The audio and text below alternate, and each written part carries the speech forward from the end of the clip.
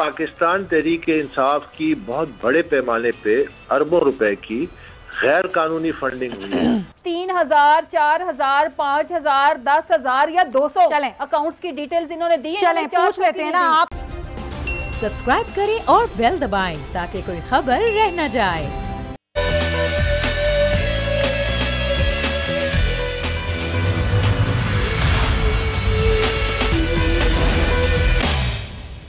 अस्सलाम वालेकुम। प्रोग्राम में मैं सुमैया रिजवान आपको खुश आमदीद कहती हूँ।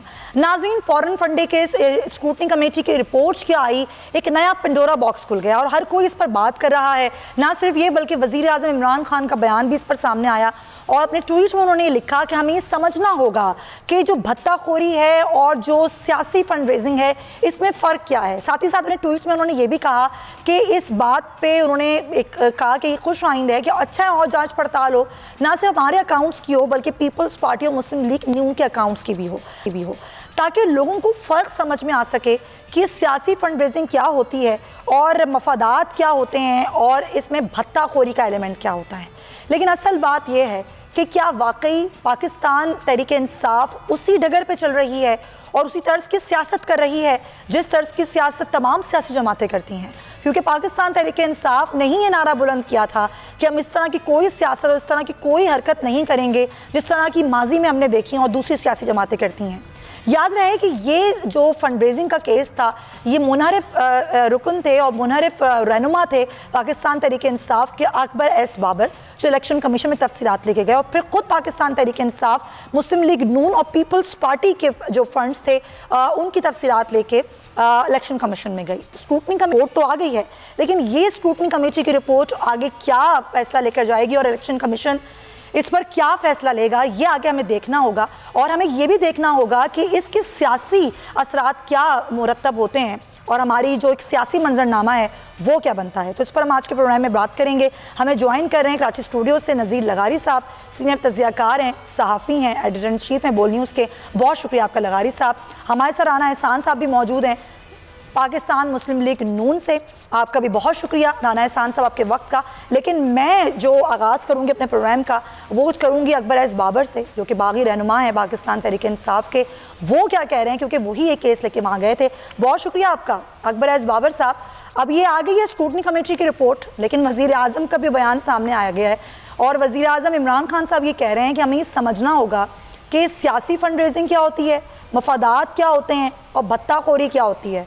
और जो पाकिस्तान तहरीक इंसाफ की जितनी भी फंड्स आए हैं वो सब सियासी फंड रेजिंग है। वो ये कहते हैं तमाम अकाउंट्स जो हैं वो सियासी फंड रेजिंग पर हैं। आप ही ये मामला इलेक्शन कमीशन लेके गए थे, आप क्या कहेंगे?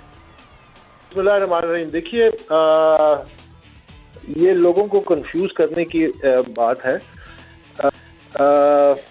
बात ये नहीं है कि ये पैसा जिस तरह के पीटीआई ने अभी कल से कि जी ये तो सिर्फ 31 करोड़ शायद रुपए का अंडर रिपोर्टिंग या ओवर रिपोर्टिंग हो गई है, तो ये कोई ट्रायल बैलेंस और अकाउंट्स को बैलेंस करने का इशू नहीं है।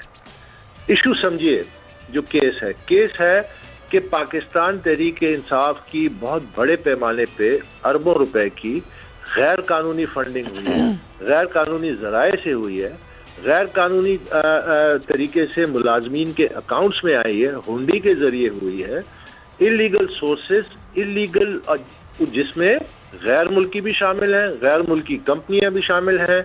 और ये पैसा जो है ये न सिर्फ पीटीआई के अकाउंट्स में है बल्कि मुलाजमीन के अकाउंट्स में भी है और फिर अकाउंट्स को छुपाया गया है। तो मोटी मोटी जो बात है वो ये है कि ये पीटीआई के अकाउंट्स की बैलेंस शीट का मसला नहीं है कि इसमें कोई 31 करोड़ का जिस तरह मीडिया में ये उन्होंने स्पिन डाला है, डाइवर्ट किया है।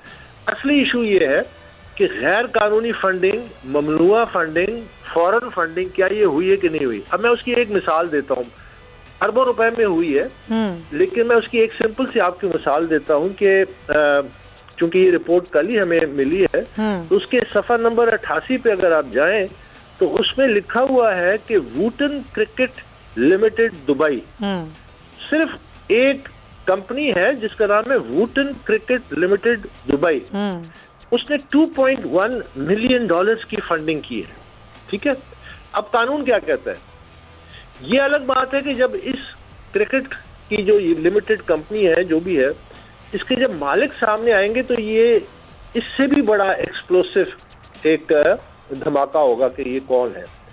तो जब $2.1 मिलियन एक कंपनी दुबई की करती है तो ये पैसा जब्त होता है, ये गैर कानूनी है। क्योंकि कानून क्या कहता है कि एक पाकिस्तानी शहरी चाहे पाकिस्तान में चाहे बैरून मुल्क है, उससे कोई फर्क नहीं पड़ता, वो अपनी जाती हैसियत में एक सियासी जमात की जो चाहे फंडिंग करे, लेकिन सोर्स एंड डिटेल्स, कानून कहता है source and details. Source and details से क्या मुराद है कि आपने हर जमात ने जो भी पैसा आया उसको बताना है कि ये सोर्स कौन है, पाकिस्तानी कौन है, उसकी शनाख्त, उसका कोई रेफरेंस पता है कि ये पाकिस्तानी है और उसने क्या अमाउंट दी। अमाउंट पे कोई पाबंदी नहीं है, एक शख्स 100 रुपए भी दे सकता है, एक सियासी जमात को 100 करोड़ भी दे सकता है। प्रॉब्लम गैर कानूनी फंडिंग का है, प्रॉब्लम ये नहीं है कि बैलेंस शीट, प्रॉब्लम ये नहीं है कि उस पैसा किस तरह उन्होंने जिसने भेजा है कमाया है। अब जब सिर्फ एक मिसाल मैंने आपको दी, इसके अलावा अगर आप इसी रिपोर्ट में अगर आप चले जाएं तो मुख्तलिफ सफ़ात पे जो तफसीलात हैं वो होशरबा है और ये मसलन उनके पेज नंबर 85 पे वो कहते हैं कि during the scope period $1.59 million were received in the party's bank account in Pakistan through cash deposits and bank-to-bank transfers within Pakistan. सही। फिर कहता है as the committee did not have information pertaining to these transactions, it is unable to make any further observations. अब ये वो committee कह रही है कि 1.6 मिलियन आया, इसकी हमारे पास कोई तफसील नहीं है, कोई तफसील नहीं है, बिल्कुल ऐसे ही है। ये बिल्कुल कोर्ट कह रही है स्क्रूटनी कमेटी की। मुसरत शीमा साहब भी ज्वाइन कर चुकी हैं पाकिस्तान तहरीक इंसाफ से, उनको भी हम वेलकम कहेंगे। मैं चाहूँगी कि मुसरत साहिबा भी सुने कि अकबर एस बाबर साहब क्या कह रहे हैं। मुसरत साहिबा बहुत शुक्रिया आपके वक्त का। तो अकबर एस बाबर से ज़रा मैं एक और सवाल कर लूँ, फिर मैं आपकी जानिब भी आती हूँ। अकबर एस बाबर साहब, आप ये कह रहे हैं कि जो स्क्रूटनी कमेटी की रिपोर्ट है वो तो ये कह रही है कि जी इतने अकाउंट्स उन्होंने जाहिर किए और बाकी 53-52 नहीं किए। आप कह रहे हैं कि कोई भी अकाउंट जाहिर नहीं किया और बाकी जो दीगर ममालिक में थे वो भी जाहिर नहीं किए, यही कह रहे हैं आप? नहीं, बैनुल-अक़वामी एक अकाउंट नहीं जाहिर किया, मैं बैनुल-अक़वामी कह रहा हूँ। इंटरनेशनल पीटीआई के जो अकाउंट्स हैं उसमें 6 इंटरनेशनल अकाउंट्स हमने आइडेंटिफाई किए। इस रिपोर्ट में उसकी तस्दीक हो गई कि अमेरिका में जो इनके अकाउंट्स हैं इन कंपनियों के वो जाहिर नहीं किए गए, कनाडा के नहीं किए गए, न्यूजीलैंड के नहीं किए गए। हमने इंग्लैंड के 2 अकाउंट्स दिए जो ये तस्लीम करते हैं कि हमारे अकाउंट्स हैं, लेकिन उनकी बैंक स्टेटमेंट, ये इंटरनेशनल की बात कर रहा हूँ। जहाँ तक डोमेस्टिक पाकिस्तान के अकाउंट्स का ताल्लुक है तो उसका उन्होंने खुलासा दे दिया कि जब इस 5 सालों में 2 और फिर आखिरी साल में 4 इन्होंने ब्रांचेस डिस्क्लोज की, उनकी तफसील दे दी। तो वो अकाउंट्स नहीं देते थे। कमेटी देखिए बनी है मार्च 2018 में जी। ये लोग ताउन नहीं करते थे। 25 अप्रैल 2018 को इनको कहा गया कि ये तमाम दस्तावेज़ात जमा कराएं, ये नहीं किए। इलेक्शन कमीशन के 21 ऑर्डर हैं प्रोडक्शन ऑफ डॉक्यूमेंट्स के, कंप्लाई नहीं किए। उसके बाद जब कमेटी ने मजबूर होके 3 जुलाई 2018 को स्टेट बैंक को लिखा, ये याद रखिए कि अभी पीटीआई की हुकूमत नहीं आई और इलेक्शन नहीं हुए, 25 जुलाई को इलेक्शन हुए थे। तो जब स्टेट बैंक को लिखा हमारे इसरार पे, क्योंकि कमेटी का तो 1 महीने का उनका मुद्दत था, 1 महीने में उन्होंने रिपोर्ट देनी थी। तो जब मामला तवालत इख्तियार किया तो उन्होंने ये लेटर लिखा, फिर 12 जुलाई को स्टेट बैंक ने तमाम बैंक। तो अभी तक ये मामला इसी तरीके से है कि इलेक्शन कमीशन जो है वो मांग रहा है और ये मामला इस तरह आगे नहीं बढ़ रहा। पाकिस्तान तहरीक इंसाफ ने कोई भी डॉक्यूमेंट जमा नहीं कराए, ये अकबर एस बाबर साहब कह रहे हैं। बहुत शुक्रिया आपका अकबर। मुसरत शीमा साहिबा क्या जवाब देंगी अब अकबर एस बाबर साहब की इस जवाब बात का भी? और जो स्क्रूटनी कमेटी की रिपोर्ट आई है कि अकाउंट्स को जाहिर ही नहीं किया पाकिस्तान तहरीक इंसाफ ने और ज़राए नहीं बताएं कंपनियों के रिकॉर्ड्स के कि भाई कहाँ से आए, कैसे आए पैसे, और कई ऐसे भी रकम है जो कि जाहिर ही नहीं की गई है।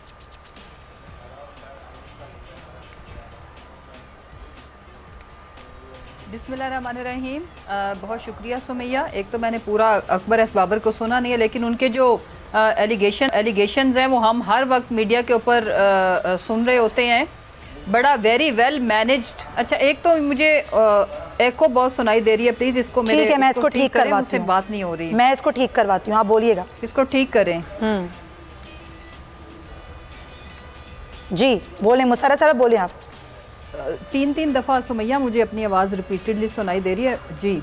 जी अब ठीक है। अच्छा, मैं बात ये कर रही थी कि अकबर एस बाबर के ये जितने भी एलिगेशंस हैं ये बेसलेस हैं और इनकी कोई बुनियाद नहीं है। दूसरी जहाँ तक रहेगी बात, देखें 2-3 चीज़ें हैं सुमैया जो मैं आपके सामने रखूँगी। हम इस मुल्क के अंदर जितनी भी पॉलिटिकल पार्टीज़ हैं, हम ये इसलिए सिर्फ चाह रहे थे, इसलिए नहीं कि इसको होल्ड किया जाए या हम चाहते हैं कि हमारी चीज़ें रिपोर्ट सामने ना आए, हम ये चाह रहे थे कि अगर बाकी तमाम सियासी जमातें, कम से कम जितनी सियासी जमातें हैं उनकी अगर आप नहीं कर सकता इलेक्शन कमीशन, तो जो मेन स्ट्रीम की पार्टीज़ हैं उनको लाजमी उनकी भी रिपोर्ट अगर साथ आती तो आवाम के लिए, मीडिया के लिए उसका आना, उस पर बेहतर तज्जिया देना बड़ा अच्छा रहता। लेकिन कोई बात नहीं, अगर उन्होंने ये रिपोर्ट शाया कर दी है। हमने 40,000 अकाउंट्स की सारी डिटेल्स, उसके जितने भी हमारे डोनर्स हैं, जिसने जितनी फंडिंग की है, वो किधर का रिहायशी है, उनकी क्या सारी जो बेसिक इन्फॉर्मेशन है, उसके साथ जो रेलिवेंट इन्फॉर्मेशन है वो सारी हमने इनको दी है। जहाँ तक रहेगी बाकी तमाम सियासी जमातें, कुछ 1-2 अकाउंट्स जिनका बताया गया है वो पाकिस्तान, एक बलूचिस्तान के अंदर है, उसमें उसके नाम किसी ने अकाउंट ओपन कराया, साथ उसने मेंशन करा है इसमें कि पाकिस्तान तहरीक-ए-इंसाफ, लेकिन उसमें कोई ट्रांजैक्शन नहीं हुई, उसमें 0 अमाउंट है अभी तक। सरद साहिबा 17 में से 12 अकाउंट्स हैं जो जाहिर किए गए हैं, बाकी नहीं जाहिर किया आपने, ये स्क्रूटनी कमेटी की रिपोर्ट कह रही है। मेरी बात सुन लेना जी। मैंने तो ये अर्ज़ किया है कि हमने हमारे जितने भी प्रोफेशनल चार्टर्ड अकाउंटेंट्स हमारे जो हैं वो सारी इस चीज़ को देखते हैं। कोई मुंशी, कोई चपड़ासी बैठ के फॉर्म फिल नहीं करता, ना सारे इस प्रोसेस को देखता है। अच्छा। हाईली प्रोफेशनल लोग इस सारे प्रोसेस को देखते हैं, हर चीज़ का इंदराज मौजूद है। बट मैं आपसे ये ज़रूर रिक्वेस्ट करूँगी आपके चैनल से और आपसे कि अभी इन दोनों जमातों की ज़रा आने दे चीज़ें सामने, और फिर मुझे ज़रूर आपने अपने प्रोग्राम में लेना है। और हम ये अपील करते हैं, और दूसरी बात ये है कि हम खुद भी करेंगे, हम इनकी तरह ये नहीं कहेंगे कि अगर मनी ट्रेल मांगी जाए तो हमें हरास किया जा रहा है। हम उसका सारा एक प्रॉपर सॉलिड प्रेस कॉन्फ्रेंस आप लोगों के सामने करेंगे, जिसमें आप तमाम सियासी जमातों की डिटेल्स उसको कंपेयर कर लीजिएगा पाकिस्तान बिल्कुल करेंगे, के साथ। बिल्कुल करेंगे मैम, बिल्कुल करेंगे, भी बड़े अच्छे से मिल जाएगा। बिल्कुल करेंगे। किसी जमात ने 4,000 अकाउंट्स की भी 4,000 डोनर की भी कोई डिटेल नहीं दी कि हमने 40,000 डोनर्स का अगर हम रिकॉर्ड रख के बैठे हैं तो इसका मतलब चले आप ये कह रही हैं ना कि इनका भी देख लेंगे और फिर उसको कंपैरिजन भी कर लेंगे। मीडिया हर खबर पे बात करेगा, लेकिन जाहिर है इसका अपना मौक़िफ़ है जमात का इस पर, और ख़ुद पूरी जमात ये कह रही है कि पहले ज़रा मुस्लिम लीग नून पीपल्स पार्टी की भी आने दें अकाउंट्स की डिटेल और उसका कंपैरिजन भी कर लें, देख लें कि कौन कितने पानी में है। तो जी मैं चाहूँगी राना एहसान साहब आप ज़रा इस पर अपना मौक़िफ़ दें। मुस्लिम लीग नून आज प्रेस कॉन्फ्रेंस कर रही है, बार बार ये कह रही है देखें ये है हकीकत पाकिस्तान तहरीक-ए-इंसाफ की, लेकिन जब मुस्लिम लीग नून और पीपल्स पार्टी के अकाउंट्स की डिटेल सामने आएगी तब भी आप यही कहेंगे? बिस्मिल्लाहिर्रहमानिर्रहीम। सबसे पहले तो ये एक मजाका खेज जवाब है कि जब पीटीआई से सवाल पूछते हैं उनके मामलात की, तो वो मुस्लिम लीग नून और पीपल्स पार्टी की जब बात आएगी, जब उनकी बात आएगी आप कर लीजिएगा बात, अभी तो आपकी बात हो रही है, आप अपने जवाब दें। जो आपने कानून बेइंतहाशा कानून तोड़े गए हैं इस मामले के अंदर, एक नहीं दर्जनों, आप उसका जवाब दें। उसका जवाब मुस्लिम लीग नून और पीपल्स पार्टी तो नहीं है। जिस तरह आप हुकूमत चलाते हैं आपके पास जवाब नहीं होता, आप ऑपोजिशन और पिछली हुकूमतों की बात करते हैं, अब आपका चट्ठा खुला है, आप फिर वही बातें कर रहे हैं, आप जवाब दें।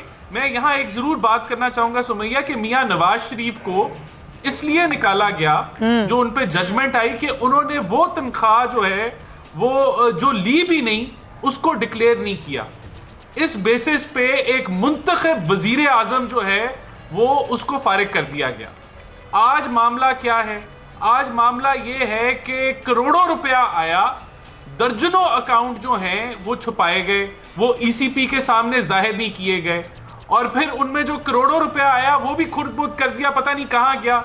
फिर इलीगल एंटिटीज से आया, यानी कि आप बाहर से जब फंडिंग आती है तो वो इंडिविजुअल डुअल नेशनैलिटी वाले पाकिस्तानी तो कर सकते हैं, लेकिन अगर कंपनियां करेंगी तो वो इलीगल है, वो गलत है। और यहां कंपनियां निकल आई, एक नहीं काफी ज्यादा सारी कंपनियां निकल आई। तो यहां इलीगल फंड्स का ट्रांसफर होना, ममनुआ फंड्स, फॉरेन फंडिंग, वो लॉ तोड़ा गया। फिर आपने छुपाए, असासे छुपाए और ईसीपी के सामने छुपाए।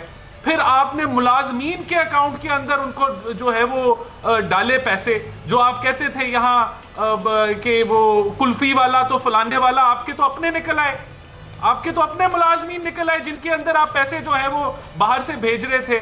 और फिर अभी तो आगे आके पता चलेगा कि ये पैसे जो है ये मनी लॉन्ड्रिंग की गई, क्या किया गया। और अच्छा, क्योंकि ये सभी करते हैं तो सब एक ही तर्ज की सियासत करते हैं राना एहसान साहब? नहीं, मैं ये कह रहा हूँ ये जो मॉरल हाई ग्राउंड लेते हैं ये तो इनका तो चट्टा खट्टा सबकी आवाम के सामने, ये तो हर चीज में ये पाए गए, फॉरेन फंडिंग, ममनुआ फंडिंग, फिर ये कंसीलमेंट ऑफ अकाउंट्स, फिर अपने मुलाजमीन के अकाउंटों में पैसे भेजना और फिर उनको खर्च कर लेना और कोई हिसाब ना होना। ठीक है, ये तो इनकी तो कहानी जो है वो तो अब रिपोर्ट एक बन गई है, ये तो रिपोर्ट चले एक रिपोर्ट आ गई है, लेकिन अभी शायद और रिपोर्ट्स भी आनी है, तो ठीक है देख लेते हैं कि वाकई अगर तमाम सियासी जमातें एक ही उसमें हैं और एक ही उसमें खड़ी तो किसी को भी इस तरह की बात नहीं करनी चाहिए, किसी जमात को। बिल्कुल आप सही कह रहे हैं कि हाई मोराल पे इस तरह से बात नहीं करनी चाहिए, ना ही ज़्यादा जो है वो उस पर कहानियाँ देनी चाहिए। जी लगारी साहब, ये क्या हो क्या रहा है? कभी ये रिपोर्ट्स आती हैं, कभी ऑडियो लीक्स का मामला आ जाता है, हर कोई अपने आप को ठीक करने में लगा है, लेकिन लगता है कि सब एक जैसे हैं।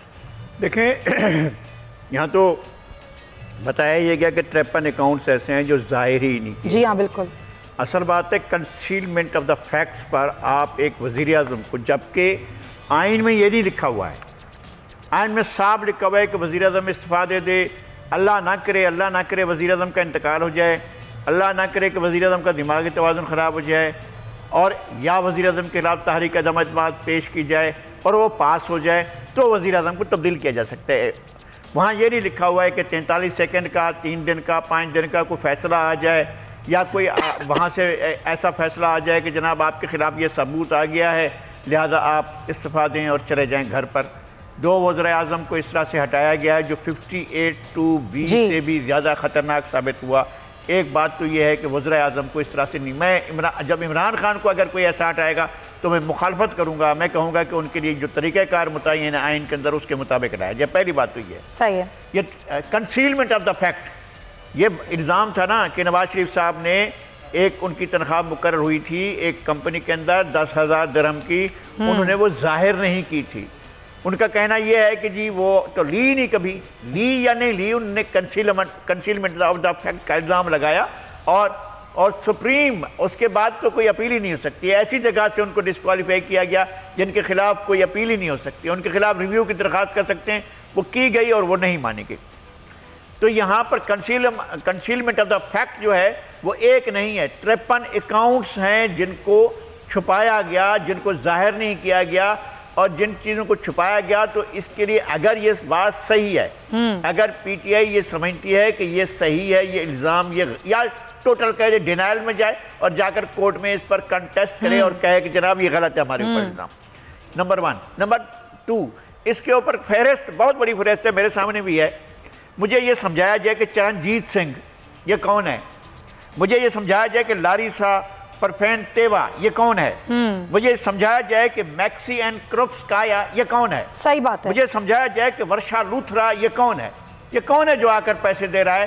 ये कौन लोग हैं, आपने डिटेल्स क्यों नहीं दी? से आपने पाकिस्तानी शहरियों से, अगर ड्यूल नेशनलिटी है तब भी पाकिस्तानी शहरियों से आप ले सकते हैं, वो तो अपना आप गैर मुल्की। बिल्कुल। राना एहसान साहब तो कह रहे हैं कि कंपनियों से लिया गया। मैं कहता हूँ अफराद जो हैं इनकी पाकिस्तानी शहरियत साबित। मैं ब्रेक ले लूँ लगारी साहब एक, फिर इसी को हम कहेंगे कि यकीनन खुद तहरीक इंसाफ पहले अपनी बात का जवाब दे और उसके बाद फिर दूसरी जमातों पर आए। लेकिन जो आप बात करते हैं कि हम वैसी तर्ज सियासत नहीं करते, ना हमारी सियासी फंड रेजिंग के अलावा कोई गैर कानूनी या ममनुआ फंड होते हैं, तो उसकी वजाहत देना ज़्यादा ज़रूरी है। इलेक्शन कमीशन ये वजाहत मांगे, और अगर आप समझते हैं सब कुछ गलत है तो फिर आप कोर्ट का रुख ज़रूर करें। इस पर हम बात करेंगे और ऑडियो लीक वाले मामले पर भी बात करेंगे, लेकिन इस ब्रेक के बाद।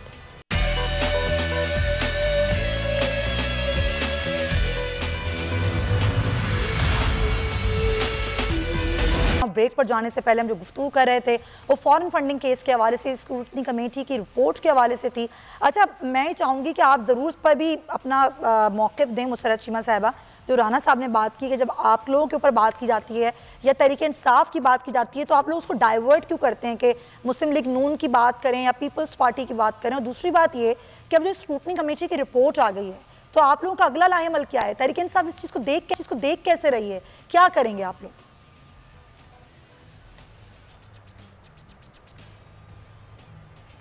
देखें सुमैया, इनफैक्ट इस कंपैरिजन तो करना पड़ेगा। मैं लॉजिकल पॉइंट्स आपके सामने रखती हूँ, फिर आप मुझे उसका जवाब दें कि क्या हम ठीक है या गलत है। ठीक है। अच्छा देखें, एक तो ये कि इंडिविजुअल्स के जैसे जो एक चीज़ें हैं उनको पॉलिटिकल पार्टीज़ के साथ इस तरह से कंपेयर करना बड़ी अजीब सी मज़ाक़ा की सिचुएशन तो ये है कि जो शख्स अकामे पे निकाले गए उन्होंने ये मेंशन नहीं किया हुआ था कि वो जो नौकरी थी वो चपड़ासी की थी, गार्ड की थी, क्लर्क की थी, क्योंकि जैसे जो इनके फॉरेन मिनिस्टर या जो डिफेंस मिनिस्टर थे ख्वाजा आसिफ, उनका तो मेंशन भी था कि वो शायद गार्ड थे। इम्पॉर्टेंट चीज़ ये है कि इस मुल्क का वज़ीर आज़म और या इस मुल्क की अवाम या इस मुल्क का आइन इस चीज़ का मुतहम्मिल नहीं हो सकता कि वो कहीं भर्ती हुए किसी भी नौकरी के ऊपर तो उसको वो मेंशन ना करे। बात नौकरी के पैसों लेने की बाद में आती है, और ये सबको पता है, आपको भी पता है, मुझे भी पता है कि अकामे की ज़रूरत क्यों पड़ती थी, मनी लॉन्ड्रिंग के लिए पड़ती थी, और इसीलिए इन्होंने, वरना इनको क्या नौकरियों की जरूरत थी। अच्छा, अकबर एस बाबर साहब कह रहे हैं कि ठीक है चले वो एक अलग मामला है, लेकिन अगर आपके पास पैसे आ रहे हैं किसी बाहर के अकाउंट से आ रहे हैं, कैसे आ रहे हैं, हुंडी के जरिए आ रहे हैं, किस तरीके से आ रहे हैं, उसका जवाब आप लोग कब देंगे? पहले जरा इस पर भी तो आ जाए ना। सुन लेना जी सुमैया, मैं आ रही हूँ इसी तरफ, मैं देने लगी हूँ, अभी देती हूँ ना, इसी फैक्ट पे आ रही हूँ।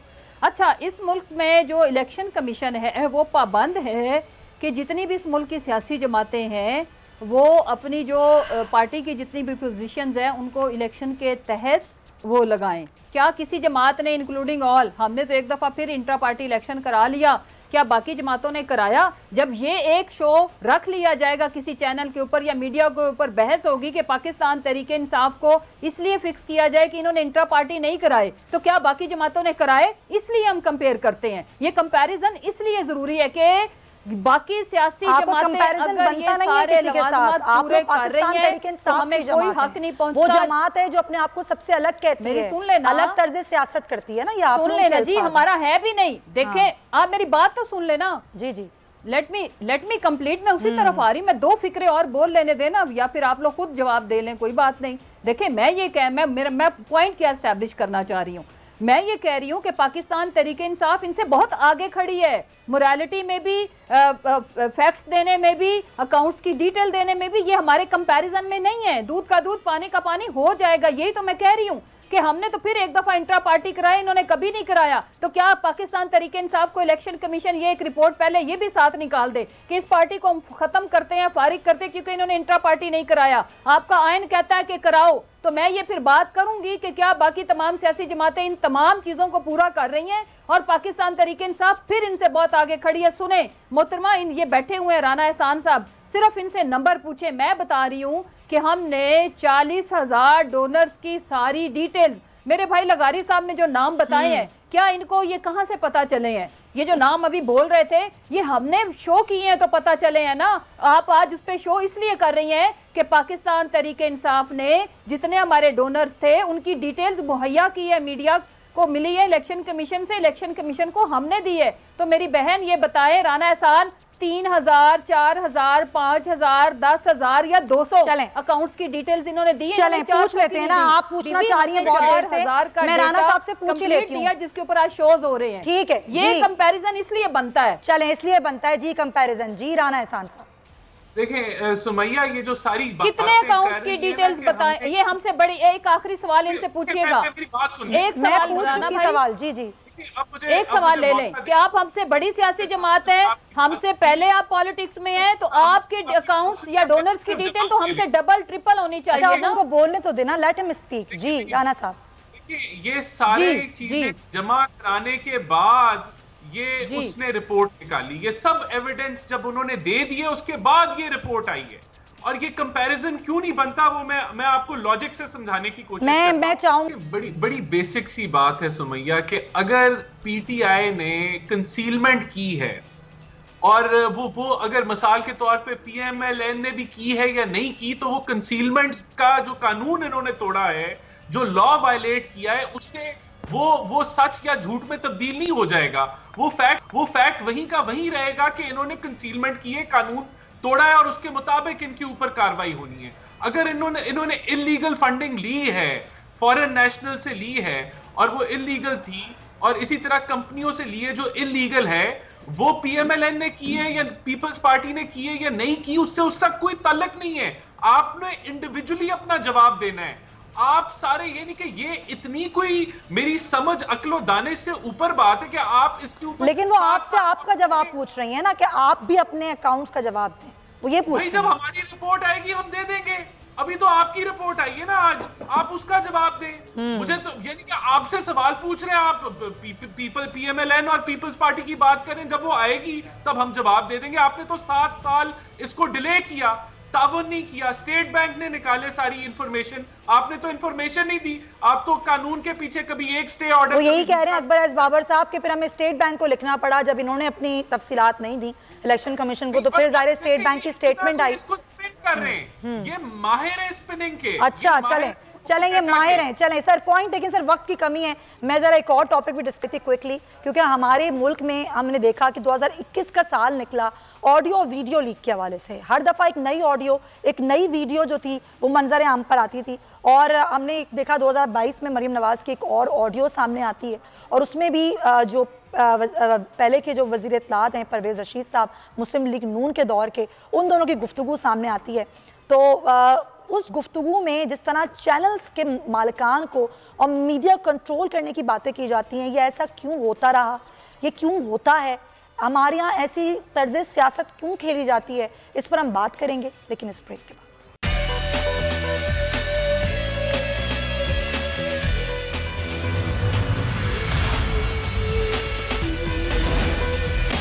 Welcome back. ब्रेक पर जाने से पहले ऑडियो लीक के हवाले से मैं बात कर रही थी, लगारी साहब से बात करते हैं। लगारी साहब, ये मैनेज करना और मैनेज करके लेकर चलना, ये कब तक हमारे मुल्क में होता रहेगा? तो मासूमियत की बात है। जिस मीडिया की बात हो रही थी और जिस मीडिया के बारे में दोनों चचा भतीजी बात कर रहे हैं वो मीडिया ऑलरेडी उनका मैनेज्ड है, वो उनके डिस्पोजल पर है, वो उनके लिए कर रहा है। 40 साल से इस पार्टी का और इस मीडिया हाउस का एक दूसरे के साथ गहरा ताल्लुक है, वो एक दूसरे के सहारे पर चल रहे हैं। ये बातें हम जैसे लोगों को इंगेज करने के लिए हैं कि हम भी तालियां बजाएं कि देखें जनाब किस तरह सा बोर्ड मीडिया जिसको कोई वो मैनेज नहीं कर पा रहा है, ये ऑलरेडी मैनेज्ड है। जी राना साहब, आप कुछ कहना चाहेंगे इस पर? देखिए, मैं समझता हूं कि बदकिस्मती से पाकिस्तान का जो मीडिया है उसके अंदर जो है कुछ लोग बहुत ही एग्रेसिवली टारगेट करते हैं ऑपोजिशन को, और इसी तरह कुछ लोग जो है हुकूमत को बहुत जो है वो ज्यादा टारगेट करते हैं। मीडिया को बिल्कुल मैनेज नहीं करना चाहिए, मीडिया को इंडिपेंडेंट जो है वो उस अपनी वर्किंग करने देनी चाहिए। उसमें जो बातचीत हो रही थी उससे ये जाहिर हो रहा था कि मुस्लिम लीग नून के खिलाफ एक एजेंडा बनाया जा रहा है, और वो जो तासुर उससे मिल रहा है वो ये मिल रहा है। और उसके बावजूद जो सहाफियों के लिए अल्फाज इस्तेमाल किए गए वो तो मैं दोहरा भी नहीं सकती, क्या वो इस्तेमाल किए जाने चाहिए? देखिए, मैं समझता हूँ कि हमेशा तहजीब के दायरा कार में रहते हुए बात करनी चाहिए। गलत लैंग्वेज को तो कोई भी ओन नहीं कर सकता, और ना मेरे ख्याल से उसको अप्रिशिएट करना चाहिए। लैंग्वेज हमेशा दुरुस्त होनी चाहिए, अच्छी होनी चाहिए, इसमें तो कोई शक नहीं है। ये मुझे बड़ा अच्छा लगा आपका पॉइंट कि आप कम से कम इसको तो एडमिट कर रहे हैं कि तहजीब के दायरे में बात नहीं हुई और या ऐसा होना नहीं चाहिए, ये बड़ी अच्छी बात है। लेकिन ये इल्ज़ामात सब पे लगते हैं मुसर्रत साहिबा, ये इल्ज़ामात हर जमात पे लगते हैं। आज एक ऑडियो आई है, कल हो सकता है कोई और ऑडियो आए, लेकिन इस तरह की ऑडियो लीक होना और उसमें इस तरह की बातें आना और फिर सहाफ़ियों को गलत कहना, क्या ये सही है?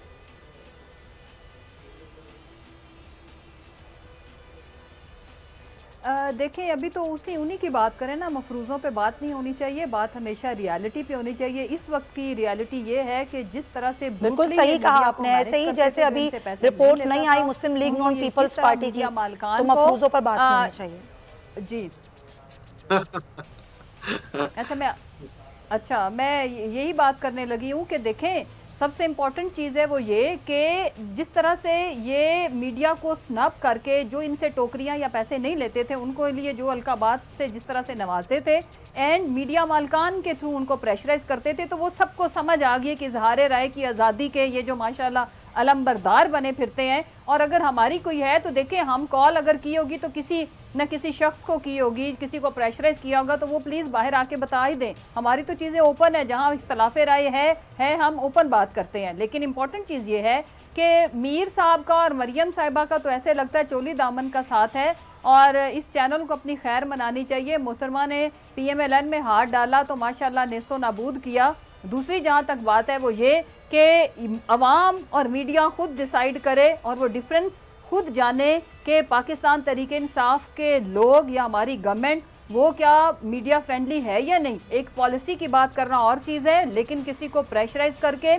या किसी को रिश्वत के थ्रू मैनेज करना इंतहाई नामुनासिब और गलत बात है। और एक और मैं मैसेज अवाम को दूंगी कि इसी से अंदाज़ा लगा लें कि ये जो सो कॉल्ड शाम को आके मतलब किसी का एजेंडा आके और मुल्की और गैर मुल्की जो अनासिर है उनका एजेंडा आके जो आपको बता रहे होते हैं, तो आप अपनी अक्ल की ऐनक और तहकीक जरूर करें। जरूरी नहीं है कि हर चैनल हर वक्त सही बात बता रहा हो। ये वो बड़े बड़े नाम हैं, ठीक है, तहकीक के साथ बात होनी चाहिए, बगैर तहकीक के कोई बात नहीं होनी चाहिए। बात तो बिल्कुल दुरुस्त है। तज्जियों को देखने से पहले जरूर इस चीज को एनालाइज करें कि इनके पीछे बहुत बड़ी रकमें लगी हुई हैं। सही है, बहुत शुक्रिया आपका मुस्तरद चीमा साहबा, गलत इन्फॉर्मेशन, बहुत शुक्रिया। गलत इन्फॉर्मेशन नहीं देनी चाहिए, बिल्कुल सही। राना एहसान साहब बहुत शुक्रिया, नज़ीर लगाई साहब आपके भी वक्त का बहुत शुक्रिया, आपका शुक्रिया।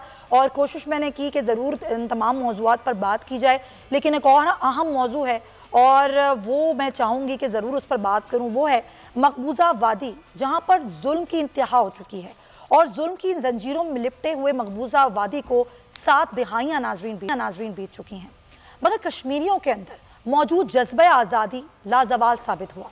कश्मीरियों के जज्बा आज़ादी को रोनने कुचलने के लिए भारतीय हुकूमत ने इन 7 दिहाइयों में कश्मीरी माओं, बहनों, बच्चों, बूढ़ों, नौजवानों पर जुल्म के पहाड़ ढाए कि बस किसी तरह से उनके अंदर से यह आज़ादी का जज्बा ख़त्म किया जाए, उनके हौसलों को पारा पारा किया जाए। मगर कश्मीरियों के हौसले कश्मीर के पहाड़ों की मानंद बुलंद और मजबूत साबित हुए। कश्मीर का बच्चा बच्चा भारतीय जुल्मों बर्बरियत के आगे सीना तान के खड़ा है और बेखौफ होकर अपने वतन की आज़ादी का मुतालबा करता है। मकबूजा वादी की गली गली में आज भी एक ही नारा बुलंद होता है, एक ही आवाज़ आती है और वो है आज़ादी की, वो है हक़ खुद इरादियत की। आज मकबूजा कश्मीर समेत दुनिया भर में यौम खुद इरादियत कश्मीर मनाया जा रहा है। नाज़रीन, आज से 72 साल कबल अक़वाम मुत्तहिदा में मकबूजा कश्मीर को हक़ खुद इरादियत देने के लिए एक करारदाद पेश की गई थी, जिसके मुताबिक कश्मीरियों की राय और मर्जी के मुताबिक उनके मुस्तक़बिल का फैसला होना था। मगर 7 दिहाइयाँ गुजर चुकी हैं, उसके बावजूद आज भी कश्मीरी अवाम अपने बुनियादी हुकूक से महरूम हैं। आज तक वो भारतीय जुल्मों जबर का शिकार हैं। आज तक वादी में खून की होली खेली जाती है। नाम नेहाद ऑपरेशन करके नौजवानों को गोलियों से छन्नी किया जाता है, उनको शहीद करके उनकी लाशों को दूर दराज इलाकों में उनके अपने प्यारों के बगैर दफनाया जाता है। अहले खाना के लिए इंसाफ का मुतालबा तो बहुत दूर, अपने प्यारों की मयतें हासिल करने के लिए भी भारतीय हुकूमत के सामने बेबस और लाचार नजर आते हैं। और भारत कोरोना की आड़ में ऐसे क़वानीन लेकर आया है जिससे कश्मीरियों पर मज़ीद जुल्म ढाया जा सके। और अफसोस की बात यह है कि दुनिया की आंखें इस जुल्म के सामने बंद हैं, सबकी ज़ुबानें खामोश हैं, सबकी ज़ुबानों पे ताला पड़ा हुआ है। लेकिन हम बात करते रहेंगे और जब तक बात करते रहेंगे जब तक कश्मीरियों के हक़ पर दुनिया बात नहीं करती। इसके साथ ही नाज़रीन, प्रोग्राम का वक्त ख़त्म होता है। अपना बहुत ख्याल रखिएगा। अल्लाह हाफ़िज़।